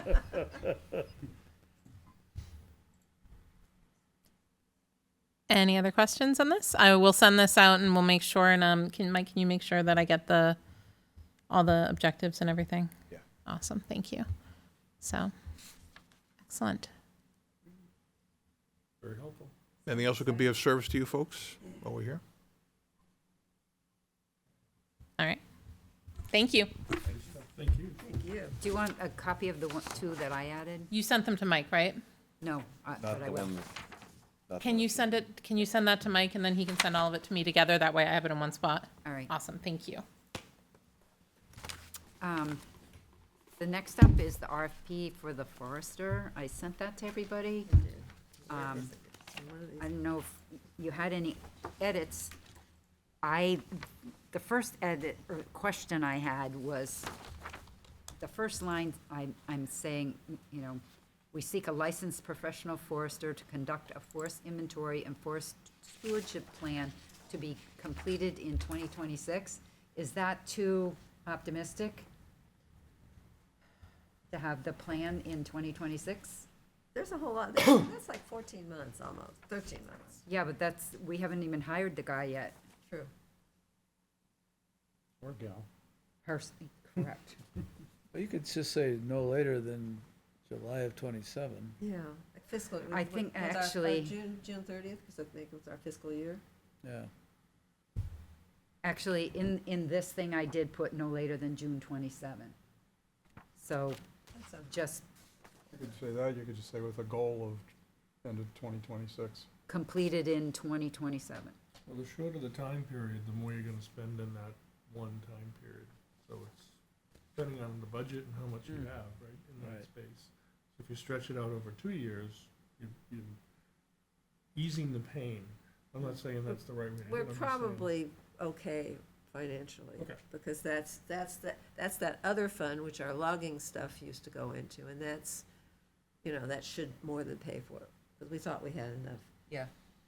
So, do I want the plan completed in 26 or 27? Are we talking fiscal years or calendar years? You have to- I think June it- of 27. June of 27, yeah, because No later than June of, there may be a seasonal, reason that it can't, well, it could be a really bad winter and you can't get out at all, or, I don't know how many Yeah. people are out there doing this job, and how, all I Right. know is our experience with our previous forester, and it wasn't great Do they- recently. well, Do they have to walk all the properties? Oh, or they can go they all use- over They the place, they usually take a map, whole they do- team through. Can they use Google Earth, they can use stuff like that. Like, everything, all of the Yeah, above. Because they're going to refresh boundaries and Yeah, Got it. you could probably send that to the county forester and say this. well, that's where I got this from. Oh, okay, well, good. I asked him for recommendations, and he says, as a cooperative extension, he can't really give him recommendations, but he said, here is some RFPs that these 5 towns put out. So Yeah. I kind of took some of this one and some of that one and Good. some of that one. And then he gave me a list of foresters in the area so that I can send that out. And there is the Forester Association Mhm. that I think I can actually maybe send it to them and they can post it in their newsletter or whatever they have, they, website Northern Woodlands Magazine has tons of ads, too. all the time. Yeah. Mike, does the town have a method for publishing RFPs? They must. I'm not sure. I have to check. Okay. Yeah, that I might, think the answer is yes. we must. Yeah, we've done it on other things. And usually RFPs have to be above board. You can't be Oh, right. any implication of favoring one over the other, so you want to use the method of the town. It's either Justin or Kirsten, or a combination of the two that do it. I've had the former Kirsten advise me on some, so they can do that. So do you think I should run it by them before I send it out, or, Yeah, why don't you? and ask the proper avenue for dispersing it? Yeah, right.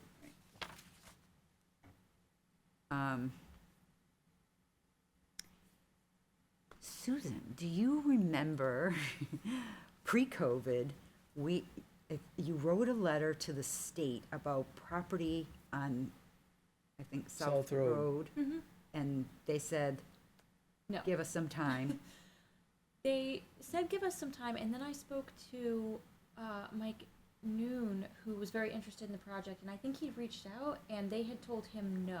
Oh, okay. I just Specifically. couldn't remember where that ended up. Was that to do something with the property that To connect? sign it connected- over to us. Oh. Yeah, because there should be some connectivity if they, would let us go on.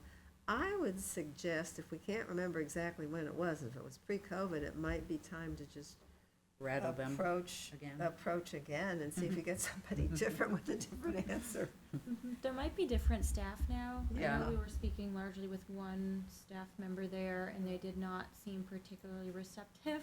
Yeah. And again, Mike Noon was the one who had followed up after they had been very lukewarm with Yeah. us, and we had a meeting with them as well, and shared some ideas. I think it was the DOT parcel that was given to Right. us in exchange for the 93 of work, and they seemed very reluctant to transfer it. But this was probably 4 years ago now.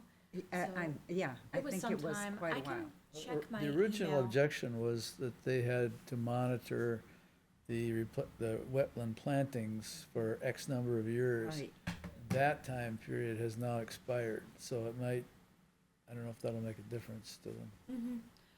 We had, I think that was not their major concern with it. I'd have to check because it was several years ago. Yeah, if you have any record that could refresh our memory. Sure, I'll look and I'll see. I'd sent several emails to Mike Noonan. He had sent a few to me as well, and I'll see, because he was the one who had followed up at the very end. They had been not very receptive, and we'd been going back and forth with them for a bit. They'd had a meeting with us. We'd sort of chatted. They had moved it up the chain, so to speak, and it seemed like maybe it had hit some challenges there, and it seemed that they were thinking about it, and then Mike Noon had followed up, and then it seemed that he had gotten a definitive no, and he shared that with me. But I'll see if I can dig up that email that he All sent. right, yeah. And I don't know if when the email system transferred over, if the prior emails are still with us, Oh. if they've made the transfer. I think they are, for the most part. I'll because- check and see what I can dig up. And at this point, it was 4 years ago. Like, certainly we could try again if we were interested. Yeah, I just thought, So you know. they didn't have anything that was, they didn't really express anything that seemed like a major sticking point. It was more just like, well, we'll see, and then it just seemed like it stalled, and they just Yeah, because I weren't think happens. they wanted to super know what into our it. management plan was or something.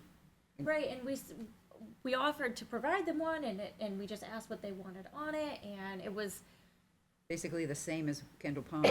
right. And it seemed like maybe that wasn't quite the hang up, and maybe it wasn't quite a management plan that was making the project not really go anywhere, and they just seemed not, they seemed very reluctant on a lot of levels, I would say, is how I would characterize it when All right. we were discussing with them.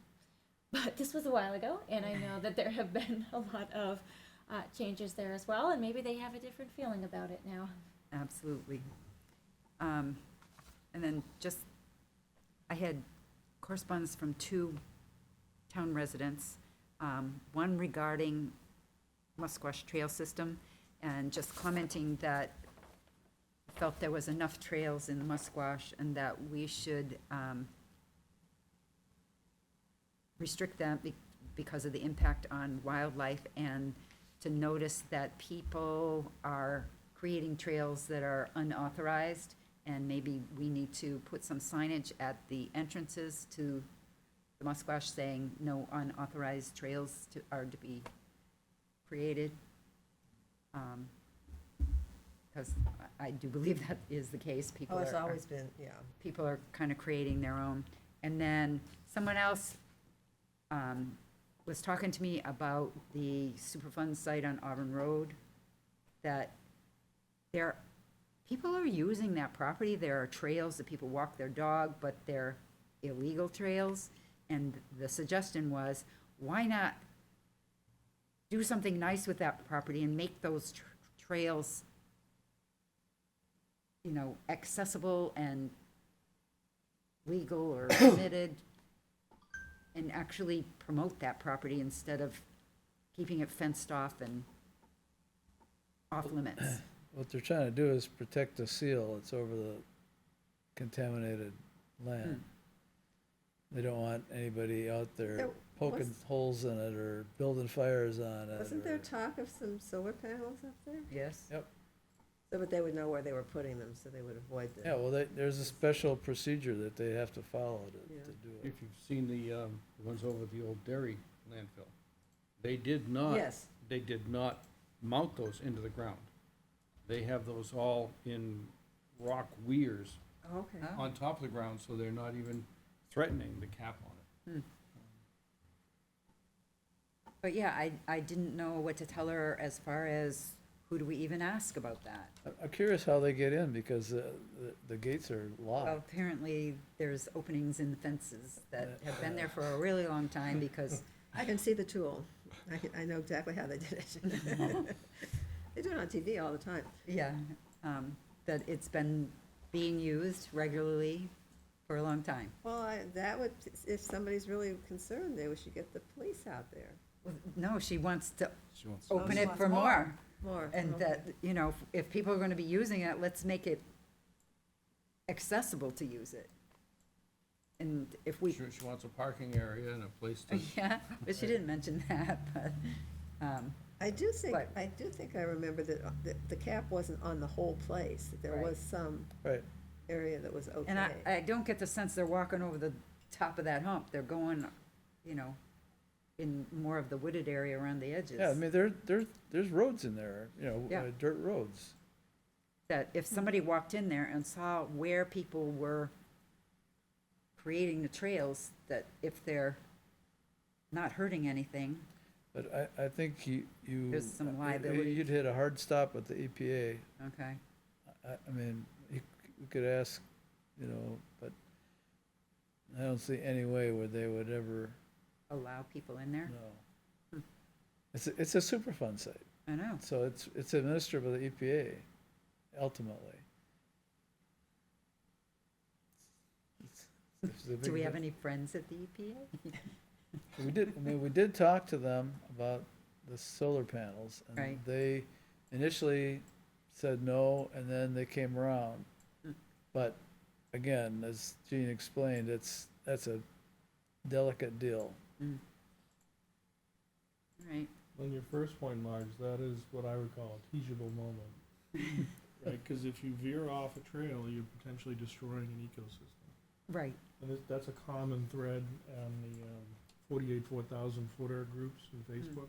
Just stay on the trail, stay in between the cairns, don't yeah, veer off. So as far as what the town manager talked about earlier, you know, podcasts, whatever, I think that's an education opportunity. yeah, good point. Have to sit down and brainstorm on that, what we can do and what we need to do. I mean, if we want to get with the next generation.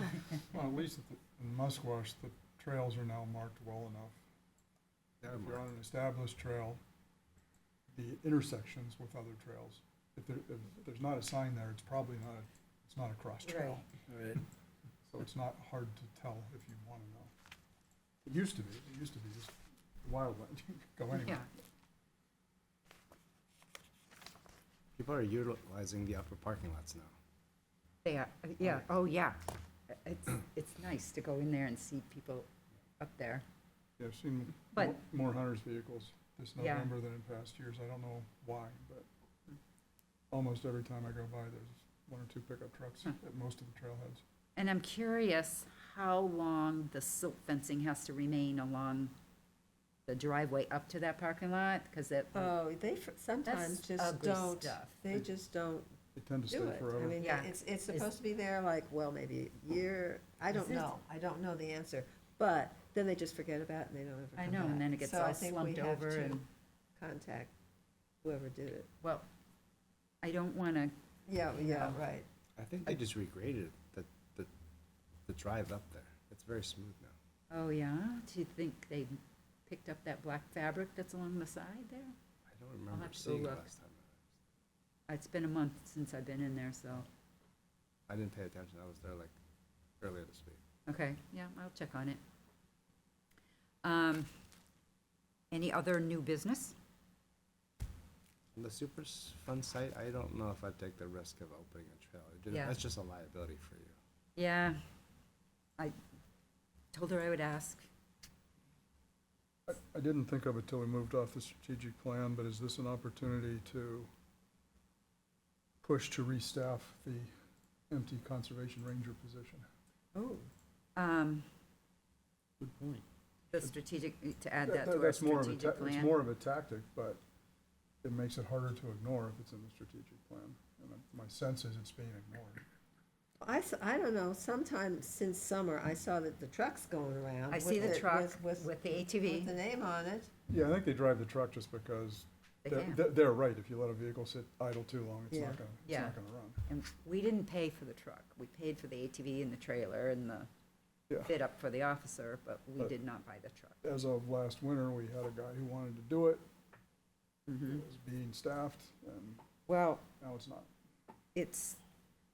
I've had the conversation with Sean, Okay, and he would like to explore having the person that we would, our conservation person, ranger, as actually not law enforcement, but planning department type person. I don't know how well that's gonna do with chasing down ATVs that are running around the Musquash, Right. but that might be a separate animal. it's better than not having it. Right. So, I don't think we originally envisioned it was gonna be law enforcement when we were looking for that position to be Yeah. filled. Just kind, we backed well, we into it. liked the law enforcement aspect when we were running into encroachments and Yeah. having the support, but Perfect for we that. can get that, you know, the first contact with people does not have to be the officer. You know, could easily be, you know, us or a compliance person. And if there's a trespass going on, even if it's Eversource land, doesn't have to be a conservation ranger, it could be a police officer. I mean, that is Yeah, part of their right. job, so. Yeah. Yeah, so it's not totally ignored, it's just not a priority. But I agree, if we put it in the Yeah, Bob's right. strategic. Put it in as a, At least you as a know, tactic. yeah. Especially when you start Make- talking about that monitoring. You know? Well, yeah, why don't I just add it in that section? Yeah, So is this, it was a police officer report, just going around and checking the grounds, basically? He had the ATV, and I've he would seen it a ride couple around times. in the conservation properties and whatever, and nabbing people who were riding. There were some interesting stories too, people we found. That, you know, were riding either the dirt bikes or the ATVs or whatever on the trails, because they shouldn't have been. and he patrolled the rail trail too. Yes, very big on the rail Did the trail, rail trail, he was pretty visible and active which during hunting season, just to make sure everybody was behaving. And I we're having believe all the the problem rail with trail shooting. monitoring is The- still happening, that was considered a priority, and that is the focus for that person right now. Oh, Okay. So that's why we're seeing the truck, because on its way to North School. I think so. I The saw it rail on tra- 102 The rail by trail is his Hillcrest, but- mission, I believe. So. Any other new business? I would like to do a non-public, but we could probably do the minutes first before we do that. Okay.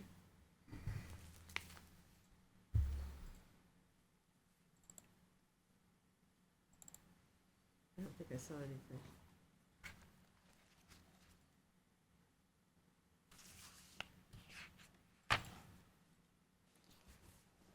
I'll catch up on the other side.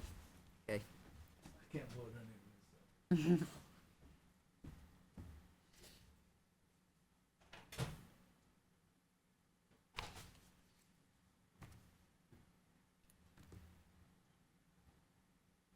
People are ready to move to accept the minutes of October 28th as presented.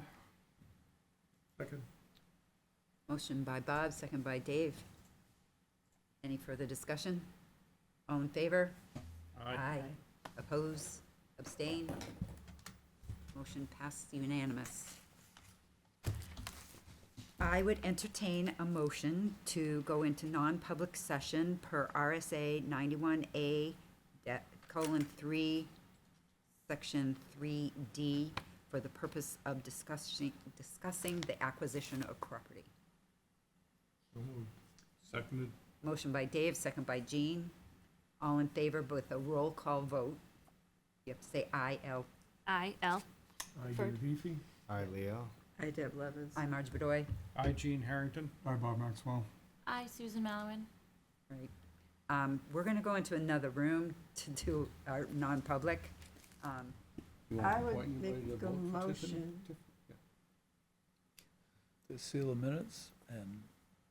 come Do out of we it. have No, to we vote? have a We don't quorum, s- we have a we don't see- quorum, so it doesn't. Okay. Do you have to do the vote first, or to seal the minutes first?